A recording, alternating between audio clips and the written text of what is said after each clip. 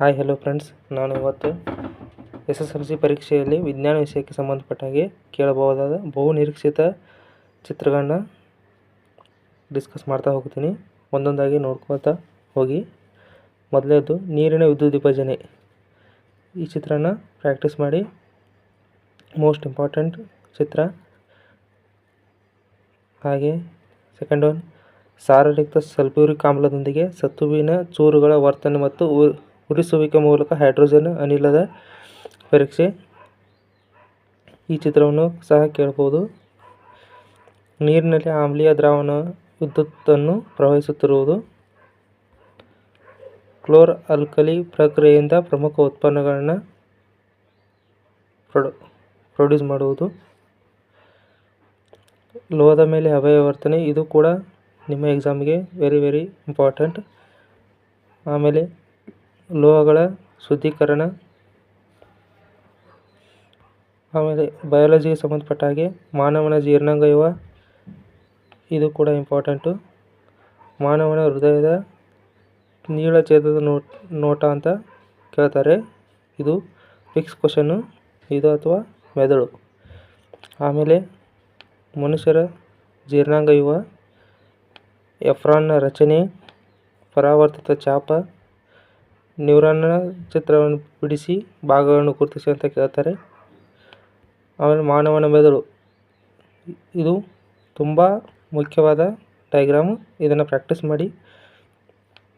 ಆಮೇಲೆ ಫಿಸಿಕ್ಸಿಗೆ ಅಂದರೆ ಭೌತಶಾಸ್ತ್ರಕ್ಕೆ ಸಂಬಂಧಪಟ್ಟ ಹಾಗೆ ಇದು ವಿದ್ಯುತ್ ಕೋಶ, ವಿದ್ಯುತ್ ಬಲ್ಬ್, ಎಮಿಟರ್ ಮತ್ತು ಪ್ಲಗ್ ಕೀಯೊಂದಿಗೆ ರಚಿಸಲಾದ ವಿದ್ಯುತ್ ಮಂಡಲದ ರೇಖಾಚಿತ್ರ ಬರೆದು ಭಾಗಗಳನ್ನು ಗುರುತಿಸಿ ಅಂತ ಕೇಳ್ತಾರೆ. ಇದನ್ನು ನೀವು ಪ್ರಾಕ್ಟೀಸ್ ಮಾಡಿ.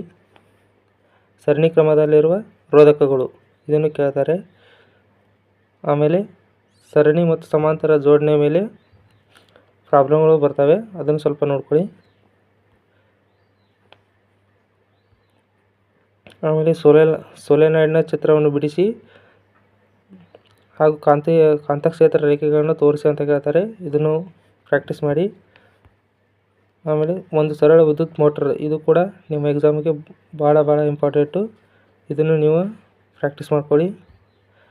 ಆಮೇಲೆ ವಿದ್ಯುತ್ ಜನಕ ತತ್ವದ ರೇಖಾಗತ ಪೂರವಣೆ ಅಥವಾ ವಿದ್ಯುತ್ ಜನರೇಟರ್ ಅಂತ ಕೇಳ್ತಾರೆ. ಭಾಗವನ್ನು ಗುರುತಿಸಿ ಮತ್ತೆ ಅದರಲ್ಲಿ ಒಡಕು ಉಂಗುರಗಳ ಕಾರ್ಯವನ್ನು ನಿರೂಪಿಸಿ ಅಂತ ಕೇಳ್ತಾರೆ.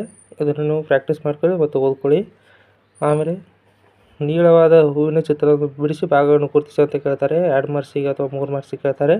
ಇದನ್ನು ನೀವು ಗುರುತಿಸಿ ಆ ಮಾರ್ಕ್ಸ್ ಎಷ್ಟಿದೆಯೋ ಅದನ್ನು ನೋಡಿ ನೀವು ಭಾಗವನ್ನು ಗುರುತಿಸಬೇಕು.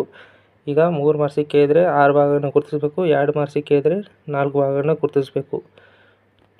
ಆಮೇಲೆ ಶಲಾಕಾಗ್ರದ ಮೇಲೆ ಪರಾಗದ ಮೊಳೆಯುವಿಕೆ, ಇದು ಕೂಡ ಇಂಪಾರ್ಟೆಂಟು. ಆಮೇಲೆ ಇದು ಕೂಡ ತುಂಬಾ ಇಂಪಾರ್ಟೆಂಟು. ಈ ಚಾರ್ಟ್ ನಿಮಗೆ ನೆನಪಿರಬೇಕು. ಈ ಚಾರ್ಟ್ ನಿಮ್ಮ ತಲೆಯಲ್ಲಿ ಗಮನ ಇಟ್ಕೊಂಡು ನೀವು ಈ ಡಯಾಗ್ರಾಮನ್ನು ಹಾಕಬೇಕು. ಇದು ಕೂಡ 3 ಮಾರ್ಕ್ಸಿಗೆ ಕೇಳ್ತಾರೆ. ಆಮೇಲೆ ಗಾಜಿನ ಪಟ್ಟಕದಿಂದ ಬೆಳಕಿನ ವರ್ಣ ವಿಭಜನೆ, ಇದು ಕೂಡ ಇಂಪಾರ್ಟೆಂಟು. ಆಮೇಲೆ ಬಿಳಿ ಬಣ್ಣದ ರೋಹಿತದ ಪುನರ್ ಸಂಯೋಜನೆ, ಇದು ಕೂಡ ಬರ್ಬೋದು. ಆಮೇಲೆ ವಿದ್ಯುತ್ ಜಲಾಗಾರದಲ್ಲಿ ವಿದ್ಯುತ್ ಉತ್ಪಾದನೆ, ಇದನ್ನು ಸ್ವಲ್ಪ ನೋಡ್ಕೊಳ್ಳಿ.